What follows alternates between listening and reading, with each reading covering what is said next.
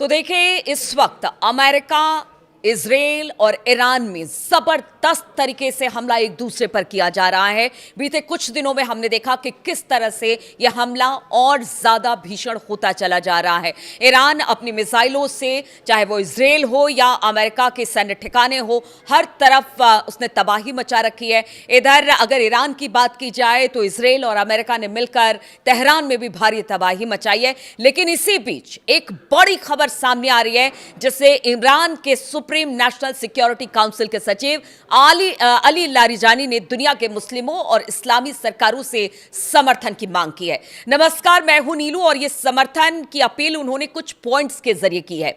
तो Ali Larijani ने 6 point के खुले पत्र में खाड़ी देशों की इस्लामी सरकारों की आलोचना करते हुए कहा कि ईरानी जनता को उनसे मदद नहीं मिल रही है। देखिए, पीछे जितने भी बात अगर हम देखें पीछे मुड़कर, तो लगातार ईरान यही कहता रहा कि जितने भी अरब मुल्क हैं वो अमेरिका और इजराइल का साथ दे रहे हैं, अपनी धरती उन्हें दे रहे हैं और वहां से हम पर हमला किया जा रहा है। और यही वजह है कि अरब देशों को ईरान निशाना बना रहा है। अब लारिजानी का ये पत्र अपने आप में बहुत कुछ कहता है। लारिजानी ने अपने पत्र में सवाल किया है कि एक मुसलमान अगर दूसरे मुसलमान की पुकार का जवाब नहीं देता है तो फिर यह किस तरह का इस्लाम है।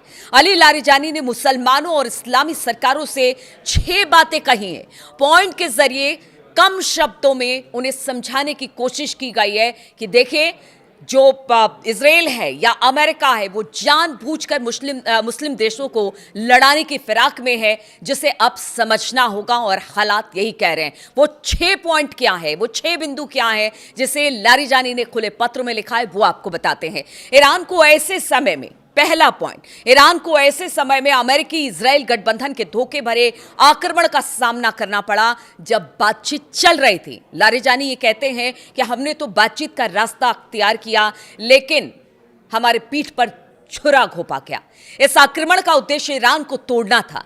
अमेरिका इजराइल के इस्लामी क्रांति के महान और नेता को, साथ ही कई आम नागरिकों और सैन्य कमांडरों को शहीद कर दिया गया और इसके जवाब में उन्हें ईरानी लोगों के राष्ट्रीय और इस्लामी प्रतिरोध का सामना करना पड़ा है। और अब अमेरिका और इजराइल को यही सब कुछ भुगतना पड़ रहा है। दूसरे पॉइंट में वो क्या कहते हैं, दूसरा बिंदु, दूसरी बात उन्होंने क्या रखी है लारिजानी ने। आप सभी अच्छे से जानते हैं कि राजनीतिक स्तर पर कुछ 1-2 मामलों को छोड़कर किसी भी इस्लामी सरकार ने ईरानी राष्ट्र की सहायता नहीं की है। यानी वो साफ तौर से कहते हैं कि जितने भी अरब देश हैं उन्होंने ईरान का साथ नहीं दिया, और वो खुले शब्दों में इस बात को कहते हैं। फिर भी ईरानी लोगों ने अपने दृढ़ संकल्प के साथ उस दुष्ट शत्रु को इस तरह से परास्त किया। ईरानी लोगों की हिम्मत की वजह से आज दुश्मन को यह समझ में नहीं आ रहा कि वो इस रणनीतिक गतिरोध से कैसे बाहर निकले। देखिए, वो कह रहे हैं कि भले हमारा साथ कोई दे ना दे, लेकिन हमने अपने दुश्मन को मजा चखा दिया है। तीसरी बात अली लारिजानी कहते हैं कि ईरान बड़े और छोटे शैतान अमेरिका और इजराइल की बात लारिजानी कर रहे हैं कि विरुद्ध प्रतिरोध के मार्ग पर निरंतर आगे बढ़ता रहेगा।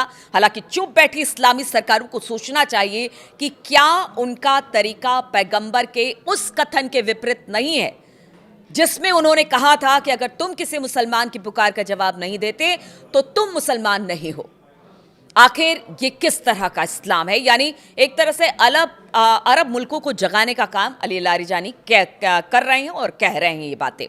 चौथा बिंदु, कई देशों ने यहां तक कह दिया कि ईरान ने उनकी जमीन पर अमेरिकी ठिकानों को निशाना बनाया, इसलिए तेहरान उनका शत्रु बन गया।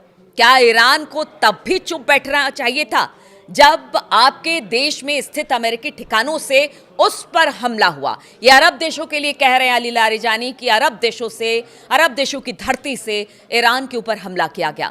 सच ये है कि इस टकराव में एक ओर अमेरिका और इजराइल खड़े हैं तो दूसरी तरफ ईरान और प्रतिरोध की शक्तियां खड़ी है। आप किस पक्ष में हैं? अरब मुल्क से पूछ रहे हैं अली लारिजानी। पांचवा बिंदु, पांचवी बात अली लारिजानी ने जो इस पत्र में लिखा है, इस्लामी दुनिया के भविष्य पर सोचे। आप अच्छी तरह जानते हैं कि अमेरिका आपके लिए कोई वफादारी नहीं दिखाएगा, और याद रखें कि इजराइल आपका शत्रु है। एक पल रुककर अपने बारे में और इस पूरे क्षेत्र के भविष्य के बारे में सोचे। ईरान आपका फायदा चाहता है उसका आप पर अपना प्रभुत्व जमाने का कोई इरादा नहीं है, क्योंकि बार बार इजराइल अमेरिका की तरफ से कहा जा रहा है कि अगर परमाणु कार्यक्रम सफल रहा ईरान का तो उस पूरे क्षेत्र में ईरान का कब्जा हो जाएगा या ईरान का दबदबा हो जाएगा। उसी बात को अली लारीजानी कह रहे हैं, ऐसा कोई इरादा अपने साथ के लोगों पर राज करने का हमारा नहीं है। छठी बात जो अली लारीजानी ने कही है, अली लारीजानी ने अपने पत्र के आखिरी और छठे पॉइंट में दुनिया के इस्लामी सरकारों और मुस्लिमों से कहा, इस्लामी उम्मह की एकता अपनी संपूर्ण शक्ति के साथ सभी राष्ट्रों के लिए सुरक्षा, प्रगति और स्वतंत्रता को सुनिश्चित तथा गारंटीकृत कर सकती है। अब देखिए, अली लारीजानी अमेरिका इजराइल के निशाने पर इस वजह से है क्योंकि अली खामनेई साहब के मारे जाने के बाद पूरी कमान एक तरह से कह लीजिए और ईरान को अली लारीजानी ने थाम कर रखा है। भले सुप्रीम लीडर का चुनाव हो गया है, मुस्तफा खामनेई बन गए हैं, लेकिन कहते हैं ना कि जो बहुत करीबी थे अली खामनेई के, अली लारीजानी, वो अब अमेरिका और इजराइल के निशाने पर है क्योंकि उन्होंने अभी भी अपने हाथ में ईरान की कमान संभाली हुई है। ईरान के सुप्रीम लीडर अली खामनेई की मौत के बाद देश के जो लीडर अमेरिका और इजराइल के निशाने पर दिखे हैं, उसमें टॉप सिक्योरिटी अधिकारी अली लारीजानी का भी एक अहम नाम है, क्योंकि बहुत सारे अली खामनेई के साथ बहुत सारे ऐसे कमांडर थे जिनको मार दिया गया, लेकिन अली लारीजानी अब भी जिंदा है और ये अमेरिका और इजराइल की आंखों में खटक रहा है। इसलिए हिट लिस्ट में अली लारीजानी का भी नाम है। अमेरिकी स्टेट डिपार्टमेंट ने उनकी जानकारी देने पर $10 लाख का इनाम घोषित कर रखा है। यानी जैसे मुस्तफा खामनेई के नाम को लेकर ऐलान किया गया है, उसी तरह से अली लारीजानी के नाम को लेकर भी ऐलान और इनाम की घोषणा कर दी गई है। अब ऐसे में सोचिए कि इस समय तेहरान की सत्ता में एक अहम शख्स अली लारीजानी है और वो अगर इस तरह से खुले तौर पर पत्र लिखकर अरब मुल्कों को साथ आने की बात कह रहे हैं, तो आप समझिए कि किस तरह की अपील उन्होंने अरब मुल्कों से की है और साथ ही ये बताने की भी कोशिश की है कि ईरान आपका दुश्मन नहीं है, अमेरिका और इजराइल आपका इस्तेमाल कर रहा है। इसलिए अभी भी समय है, अभी भी वक्त है जब आप चेत जाइए और इजराइल और अमेरिका की मंशा को समझिए।